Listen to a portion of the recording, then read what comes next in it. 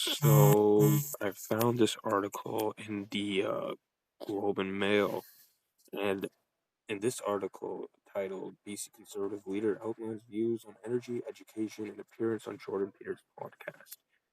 I found this really interesting because this is really unexpected of a Canadian politician to take such a risky move and go and talk his actual mind and opinion on a podcast or of the of a divisive figure like Jordan Peterson, divisive for the right or wrong reasons many would debate.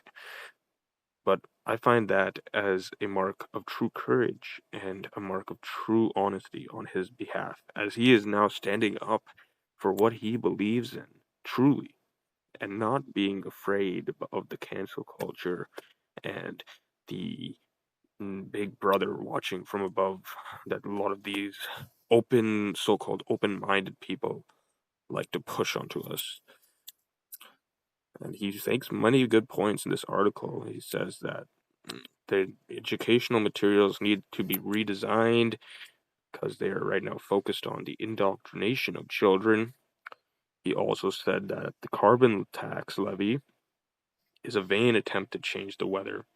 And really, he has a great point there. It's just an attempt to line the pockets of the government because what is it doing? It's not deterring people from using gasoline. It might encourage people to buy hybrids, sure, but it's not deterring gasoline sales. Oil sales, gasoline is still stable, and many products, many cars, many things in this country run off natural gas and oil and gas. So it's very unfortunate and unwise to tax that, and basically it seems like an exploitation rather than a incentive by the government. So a lot of the taxes proposed by Justin Trudeau in his tenure, you can call them more of as an exploitation scheme by the government to line their pockets, as the fruits of Canadians' labors, their vehicles, their modes of transportation are now being taxed by the government for no apparent reason. And it's trying to force agendas upon us that are just it's just not the way things should be done, honestly. That's why Canadians are so fed up with Mr. Trudeau.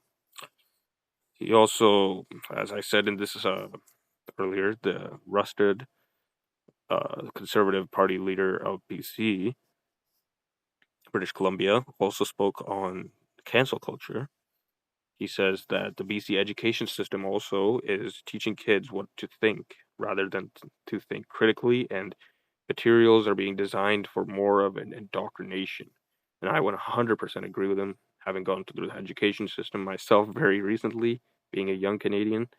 I can tell you they're not designing it for making kids think or critically think, or the philosophies or the humanities properly are not being properly taught. Now it's just, do this, do that, you get a good grade, good job, gold star for you. No intuitive ideas or the entrepreneurial spirit is being instilled in these kids nowadays through the education system. And he also speaks about energy costs and the lower standard of living that is taking over the country, including British Columbia. So it goes into more inter-provincial politics, but I just wanted to really point this out. The props to John Rusted, BC Conservative Party leader, for speaking up on his true feelings and opinions. It takes I mean, it is a very rare thing to see a Canadian politician actually stand up for what they believe in and take a little bit of a risk in trying to speak up for something. Not just the fake and scripted behaviors of our politicians like Christian Freeland, who just tries to score arrogant points and attitude points on her opposition, or Justin Trudeau, who has never said a genuine line in his whole entire life. So I'd really encourage you guys to read the article for yourself in the Globe and Mail. It is an interesting article that goes into many aspects and is very fair, and it's somewhat fair in its analysis, and focuses mostly on what Rusted's policies are as the BC election is coming up. So please go ahead and read that article, and I'd like to thank you very much for tuning in to the Econ Opinion, and I will see you guys later. Please consider also liking and subscribing. Goodbye.